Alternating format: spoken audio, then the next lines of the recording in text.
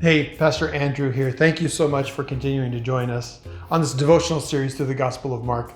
Have you ever been so frustrated because you're trying to explain something to someone and they're just not getting it? Or you make a point that you think is very helpful and very beneficial, but their reaction causes you to just be frustrated. You're frustrated. You're not even listening to me. You're not even hearing what I'm saying, right? Isn't that frustrating? It's like you're not connecting with the person you're talking to. That's kind of what happens with Jesus and the disciples in today's devotional of Mark chapter 8, verses 14 to 21 or so. But it's important to get just a tiny bit of background. So far in Mark chapter 6, 7, and 8, we've seen a lot. Jesus is performing miracles. He's fed the 5,000 plus women and children. And then he's argued with the Pharisees where they've come to him and they've said, that we wash our hands and all this stuff, and he's frustrated with Jesus' disciples because they don't wash their hands, dealing with ceremonies and traditions. We've done a devotional on that. And then Jesus says this is important for where we're headed today. Jesus is teaching his disciples, it's not what goes into you that defiles you.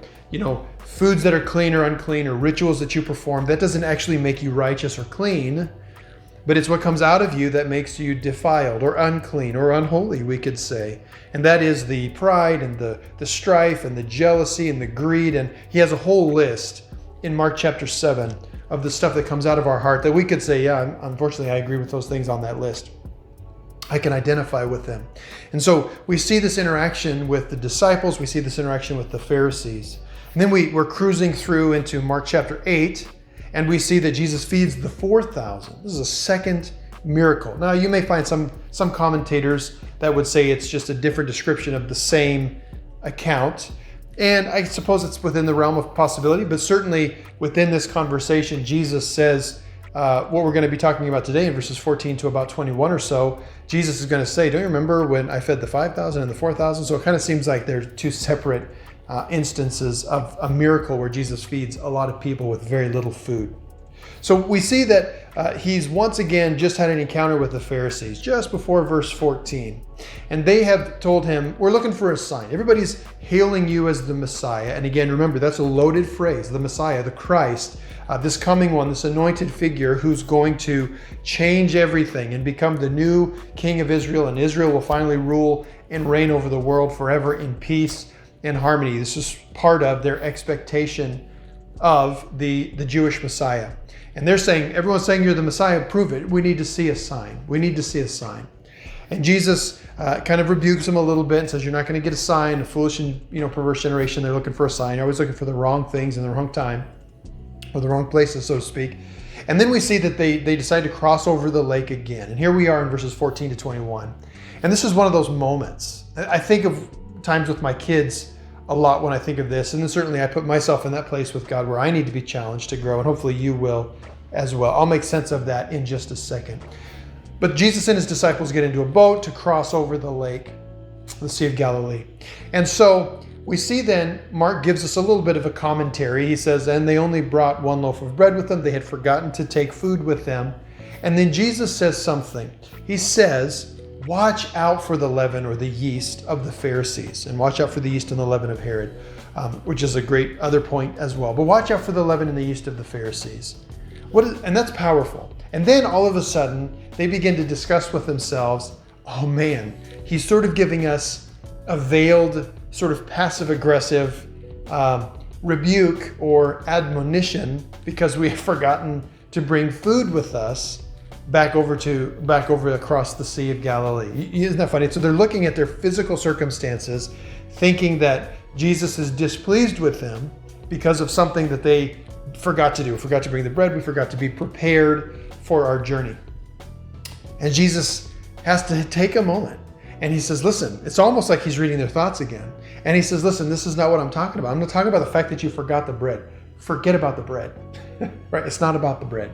And so he says, watch out for the leaven or the yeast of the Pharisees. Now, we have to recognize that what he's saying, especially if we go back to at least the last two altercations that he's had with them in Mark chapter 7 and then here in Mark chapter 8, he's saying that there's this religion, this trying to perform it on your own strength as if you can become righteous or holy by your own works or by your own strength.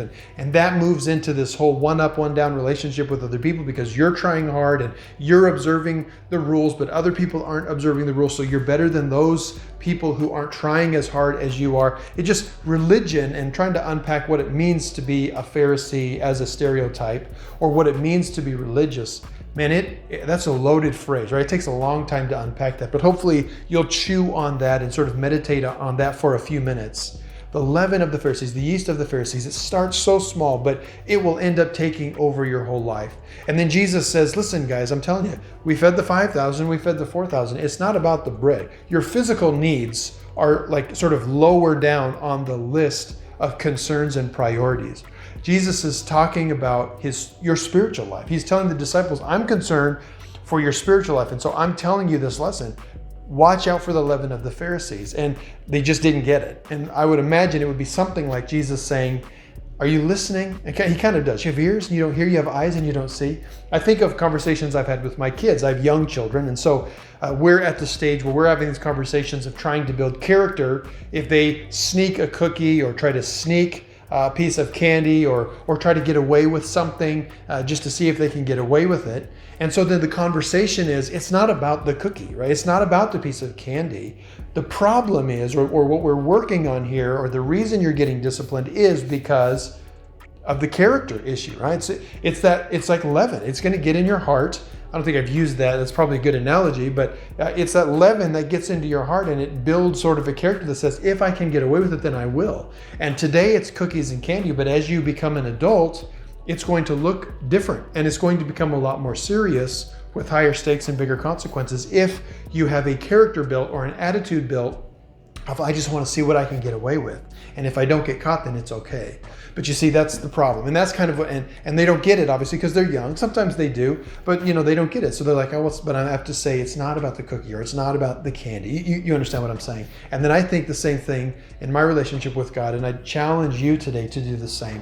Are you in that position? Is God working on your character, but you're just focused on the physical? The children are looking at the cookie or candy that they got in trouble with for taking without permission. And the disciples were saying that Jesus was rebuking them because they forgot to take food with him on the journey. And Jesus is saying, it's not about that. It's about what's in your heart. And I'm telling you, religion is easy to creep into your heart. And all of a sudden you begin to judge everybody else. And you try to earn God's grace and favor in your own works. And it just doesn't work that way. So watch out for the leaven or the yeast of the Pharisees. Something good to chew on. I hope it's a challenge for you today. I know it is for me. God bless you. Thanks for watching. We'll see you next time.